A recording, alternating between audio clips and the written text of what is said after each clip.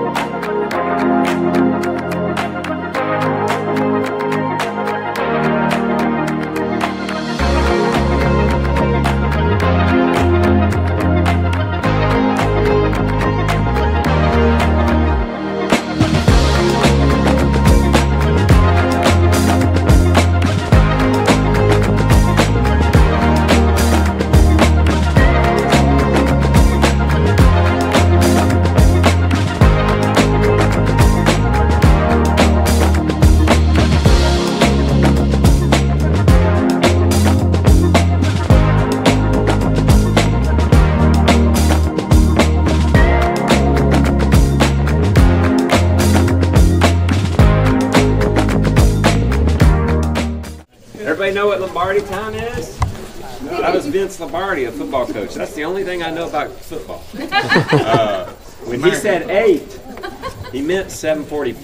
Yeah. That the whistle was blowing at 8, so you better have everything on and ready to go. Yep. So I'm teasing y'all. Sort of. But not really. I'm taking notes. Everybody ready to do chores? Boy, that cow's gonna get milked fast. Ready? Yes. I don't know how I'm gonna get 80 people to milk a cow, but we'll try. Get one turn, right? Everybody line up, the assembly line. Everybody gets one squeeze. When I went to Honduras for the first time, I didn't know any Spanish. I knew hola, hello. And we went to it was at an orphanage, and so we went to see some of the little kids, and they had some of the older kids in charge of the little kids. And when I went away, I went to say good afternoon, which is buenas chachas, something like that.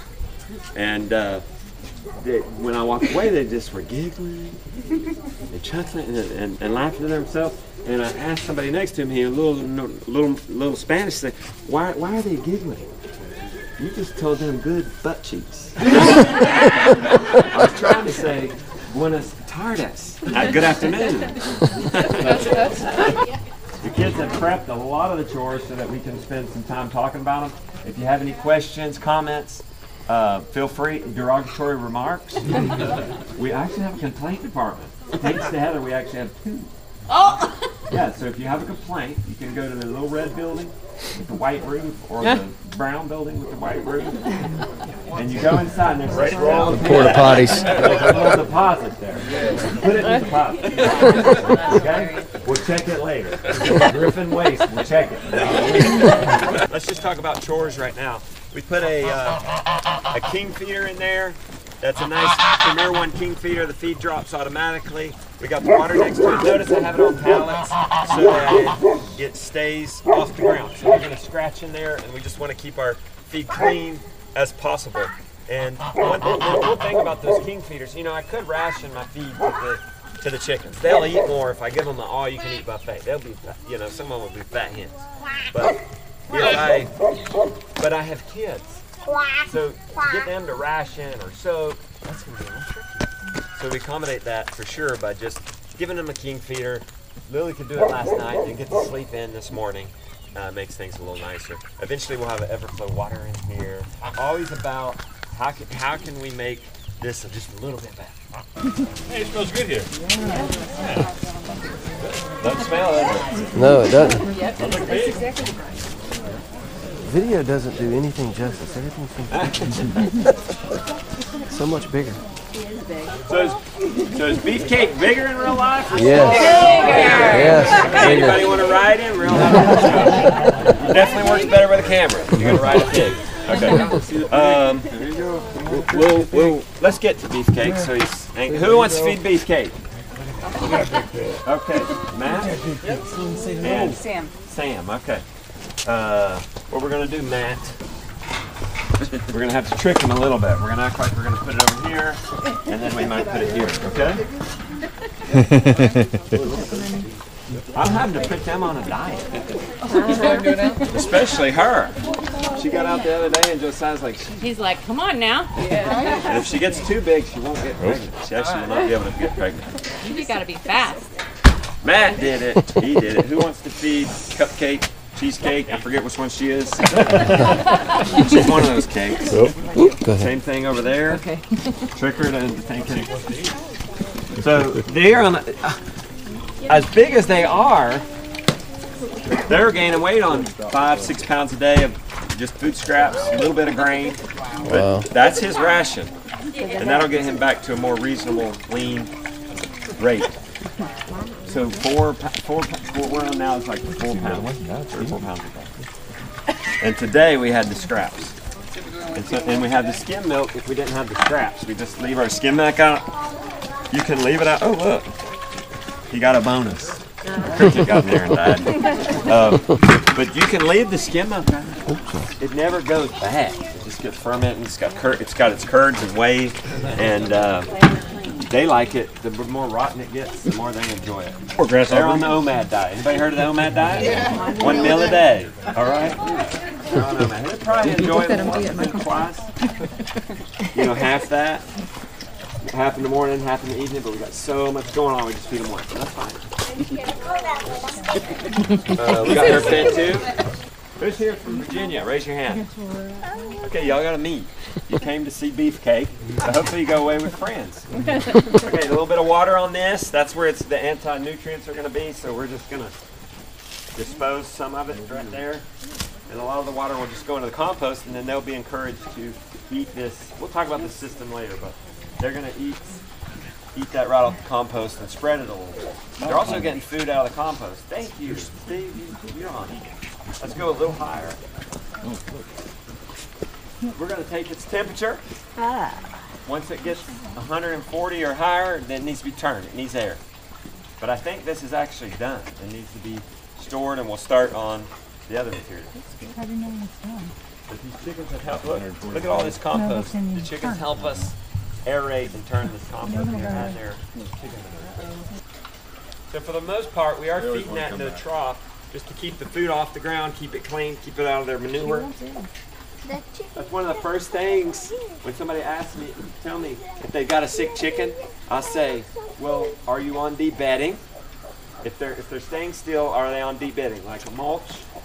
Or are they moving every week, at least out in the field? So I'll ask those two things, and then I'll say, go ahead and let's put the feed. And feeder, it's fine to feed your feed on the ground, but if people start getting sick, that could be an extra precaution you could do to start feeding in a feeder so that then they're not eating their own manure. All right, we're gonna need another volunteer to fill this water. I'll fill it up. All right, you're Mike. Yes, Mike. Yes, sir. All right. You need me to hold it? Okay. Where are we? There's a connection here somewhere. Is that the connection right there? I get. Yeah, there it is. Just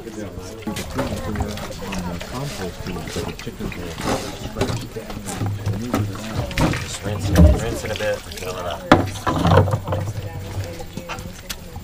All right. What'd you say? That probably is a sheep. You're eating chicken?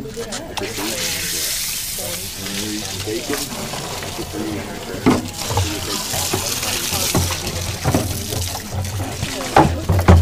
That's where your chicken gap. The electric line goes to the end, and then it goes all the way to the end. Okay, we had some Virginians. Do we have any Alabamans? Bamians? Hello. Hey, roll tide.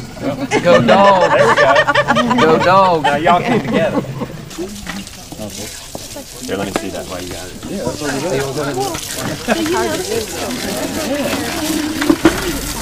all right, now. Anybody know about these quick releases? Tell us. I'll show you then. These quick releases are handy. And for a nozzle, just these dram, they're just really simple. Just shut them, open them. That's what we use for nozzles, because the nozzles just, something goes wrong with them. You're good. They break too easy. And this is just really simple. So then, whoops.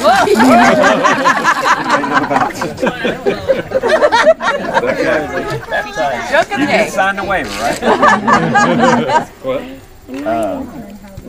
There you go. That's it. You want to spray? Just do that. Real fancy. Full flow. It's got all kinds of settings. It's got the mist. All right. Shut it off. The quick connect. This is the female end. This is the male end. It's there. Voila. No. Okay. Now it's feeding beefcake. 122. Okay, so that's staying about 120,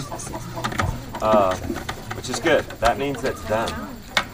He said, "Am I happy with that charger? I love the grid. I love the grid. One day, I have this very powerful charger on the corner of the house, and I'm going to run an electric line under the. I just need to get around to it, and then run that line here, and I'll be on the grid. This only hitting at like 1K. It's not really powerful. See all these nets? It's got to run wire. It's got to run power through all these nets. And just on-grid energizer is just hard to beat for the efficiency, for the bang for your buck. Yeah. So he asked a good question. I think I've been doing this pole barn system 2-3 years maybe now, and so I have these temporary fences, and like so you want to not put in a permanent fence until, when does Joel say, 3 years, till you've had that fence there for 3 years. And it's a good thing, because I've had fences out here, I've had different varieties of fences. For the first time, we did the compost out here with the chickens this year, and we're really liking that. So it's a good thing I didn't build a fence, because if we really like that, that means we need a 52-inch tall cattle panel with poultry wire fence, as opposed to if I would have made something more permanent just for the cows are in here in the winter, the sheep are in there in the winter, and they come out here and roam in the winter. That would have been a very different fence system. Now, what we'll keep in a chicken, we'll also keep in a cow. We love to build compost in pallet bins. You just get 4 pallet bins, and once that's full of compost, that's about the minimum you need for compost to get to that sweet mass, right? You need, what is that? If it's 4 foot by 4 foot by 4 foot, what is that? Whatever that is. 64. You're not supposed to do math in public. 64. Is it 64? I think it's a lot more than that. Cubic feet. You can put a bunch of organic material in there, any kind of ratio pretty much, and you get it that big, it's going to heat up. This was really to heat up because it's like 3 or 4 times bigger than that. But you would not want to move all that material by hand. I mean, maybe you want to go out there for an hour or two, really get a good workout. So what's all in there? What's all in there? In the material? Yeah. Okay, so that material was just, we had sheep in this bay here, and we put down a layer of wood chips, maybe 8 inches, and they manured on it, and as they manured, actually with sheep, they pulled out so much hay and didn't eat a lot of the hay. They had a lot of hay waste, that it just ended up being hay. That was fine for their bedding. They just kind of put on the bedding themselves. And at the end, that was just chicken poop, or sheep poop, and then we had run the pigs, some young pigs in there after. So then it was pig poop, and that was it. We didn't think about, this ratio of nitrogen, this ratio of carbon, what? Wood chips and poop. Yeah. And hay. Yeah. So if y'all want to make a compost pile with a pallet, you're gonna, it's a good kind of rule to think, 3 scoops of wood chips, a scoop of manure. That ends up being a pretty good ratio. People overthink compost sometimes, but you just have to, you can just get it up to temp, that's good. If it's not getting up to temp, you need to add more nitrogen, which nitrogen sources are manure, blood meal, things like this. Green grass. Kudzu. Kudzu. Okay.